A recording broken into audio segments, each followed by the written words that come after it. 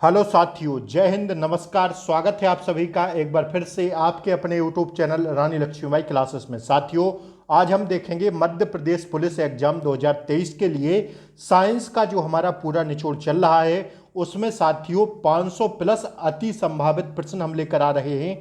उसी में साथियों आज है क्लास 22वीं। इससे पहले हमने साइंस की 21 क्लासें करा दी हैं। अगर आप लोगों ने इन 21 क्लासों को नहीं देखा है तो लिंक आपको इसी क्लास के नीचे डिस्क्रिप्शन बॉक्स में इन 21 क्लासों की लिंक मिल जाएगी। आप लोग जाके जरूर देखिए। पेपर से पहले हर एक क्लास आपको देखकर जाना है। तो आइए साथियों, आज के सेशन को स्टार्ट करते हैं। आज की हमारी साइंस की लास्ट क्लास होगी। साथियों, मैंने 475 तक पिछली क्लासों में आपको करा दिए हैं। आज स्टार्ट करते हैं 476वें प्रश्न से। तो आइए स्टार्ट करते हैं, आगाज करते हैं आज की क्लास का। कुछ भी सहेंगे, कुछ भी करेंगे, लेकिन इस बार क्या वर्दी लेकर रहेंगे। साथियों, इस बार आपको वर्दी लेना है। हर हाल में, किसी भी हाल में, कुछ भी करना पड़े, कुछ भी सहना पड़े, लेकिन वर्दी की चाहत है और रहेगी। तो इस बार क्या करना है, वर्दी को लेना है। ठीक है ना। आइए स्टार्ट करते हैं साथियों।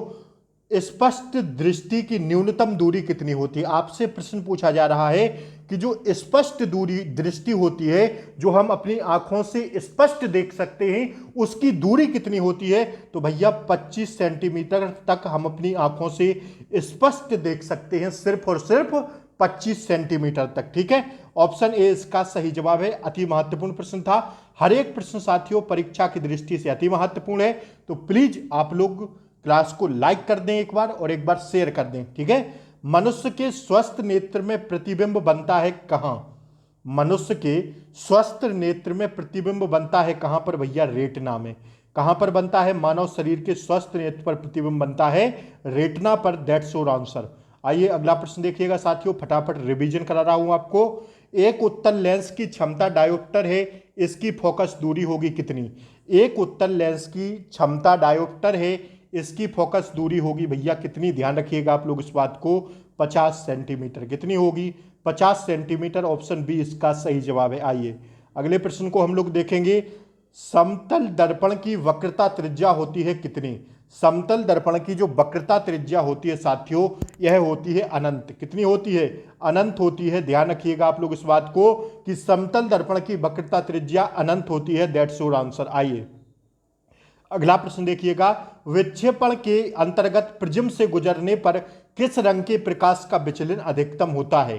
तो साथियों इसका सही जवाब हो जाएगा कि विक्षेपण के अंतर्गत जब प्रिज्म से गुजरने पर किसी रंग के प्रकाश का विचलन अधिकतम होता है तो वह रंग आपसे पूछा जा रहा है कि कौन सा है। तो सही साथियों कौन सा रंग है? वह है बैगनी रंग का अधिकतम होता है क्या? विचलन। That's your answer. ठीक है साथियों, अगर आप लोग चैनल पर नए हों तो पहले चैनल को सब्सक्राइब कर लें, बेल आइकन प्रेस कर दें ताकि आगे आने वाली क्लासों का नोटिफिकेशन आपको सबसे पहले मिले। कल से साथियों आप लोगों के लिए करंट अफेयर्स की क्लास लेकर आ रहे हैं और साथियों शाम को अभी साइंस के और भी प्रश्न हैं। यह तो 500 प्रश्नों की सीरीज आज समाप्त होती है। 100 प्रश्नों की मैंने पहले सीरीज कराई है। कुल मिलाकर मैंने आपको साइंस में 600 प्रश्नों तक करा दिए हैं। क्लास साथियों आज की 22वीं है। नीचे क्लासें सारी 21 लगी हैं। आप लोग डिस्क्रिप्शन बॉक्स में जाएंगे तो आपको इन सारी 21 क्लासों की लिंक मिल जाएगी। आप लोग सारी क्लासें देखिएगा। साथियों आज समाप्त हो जाएंगे आपके 500 प्रश्न। इसके बाद हम कुछ प्रश्न, अभी हम फिजिक्स के प्रश्न चला रहे थे, अब साथियों कुछ केमिस्ट्री और बायो के प्रश्न लेंगे। तो प्लीज आप लोग चैनल को सब्सक्राइब कर लें, बेल आइकन प्रेस कर दें। उधर एएमपी जीके की भी सीरीज समाप्त होने वाली है आजकल में। तो साथियों करंट अफेयर्स आप लोगों के लिए लेकर आने वाले हैं, तो इसलिए आप लोग प्लीज चैनल को सब्सक्राइब कर लें, बेल आइकन प्रेस कर दें ताकि आगे आने वाली क्लासों का नोटिफिकेशन आपको सबसे पहले मिले। ठीक है, एक बार क्लास को लाइक कर दें और शेयर कर दें एक बार फटाफट। ठीक है, लेंस की फोकस दूरी अधिकतम है कहां पर? बैगनी रंग के लिए। सॉरी एक सेकंड रुकिएगा। लेंस की फोकस दूरी अधिकतम है किसके लिए? तो ध्यान रखिएगा साथियों, लाल रंग के लिए। लेंस की जो फोकस दूरी होती है वह अधिकतम होती है लाल रंग के लिए। किसके लिए? लाल रंग के लिए। That's your answer. ठीक है, बढ़े अगले प्रश्न की ओर। आइए साथियों अगला प्रश्न हम लोग देखेंगे। उत्तल लेंस का प्रयोग किया जाता है कहां पर? उत्तल लेंस का प्रयोग किया जाता है भैया कहां पर? ध्यान रखिएगा आप लोग। मानव नेत्र में उत्पन्न दृष्टि दोष दूर करने के लिए, दूरदर्शी में व सूक्ष्मदर्शी में, उपयुक्त सभी में उत्तल लेंस का प्रयोग किया जाता है। आइए किसका दृष्टि क्षेत्र सबसे अधिक है? तो जो है उत्तल दर्पण का। किसका किसका दृष्टि क्षेत्र सबसे अधिक है? उत्तल दर्पण का। That's your answer. आइए अगला प्रश्न देखिए, सर्वाधिक संख्या में समस्थानिक पाए जाते हैं कहां पर? तो सब पोलेनियम में सबसे ज्यादा समस्थानक पाए जाते हैं।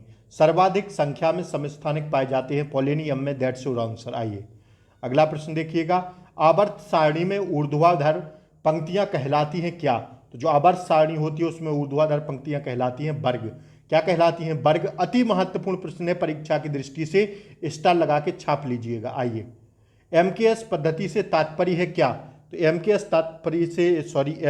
पद्धति से तात्पर्य है क्या? ध्यान रखिएगा, मीटर, किलोग्राम व सेकंड। एमकेएस पद्धति को तोड़ेंगे तो मीटर, किलोग्राम व साथियों सेकंड होगा। ठीक है, आइए अगला प्रश्न देखिएगा, भौतिकी की वह शाखा जो वस्तु की गति का अध्ययन करती है कहलाती है क्या?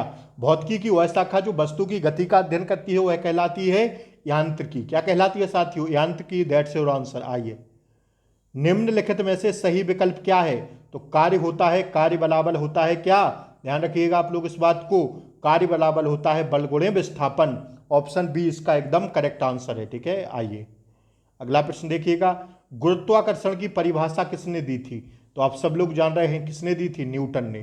ठीक है, आइए अगला प्रश्न देखिए, निम्नलिखित में से ऊष्मा का सुचालक है क्या? तो ऊष्मा का सुचालक है भैया पारद। क्या है? पारद। आइए अगला प्रश्न देखिए, जीवन की इकाई है क्या? जीवन की जो इकाई है साथियों वह है कोशिका। क्या है? जीवन की इकाई साथियों कोशिका को कहते हैं। That's your answer. ठीक है, बढ़े अगले प्रश्न की ओर। आइए अगला प्रश्न देखेंगे हम लोग, कोशिका सिद्धांत किसने दिया था?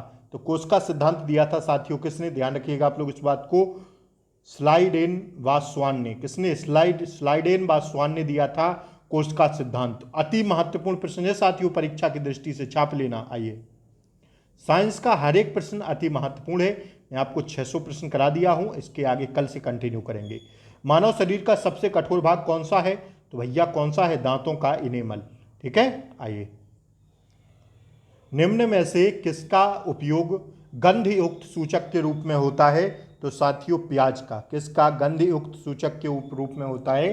प्याज का उपयोग। सेब गाजर का कहाँ से होगा? नहीं होता है, ये थोड़ी गंध मारता है, प्याज गंध मारती है। आइए, निम्न में से कौन सा एक प्राकृतिक सूचक का उदाहरण है?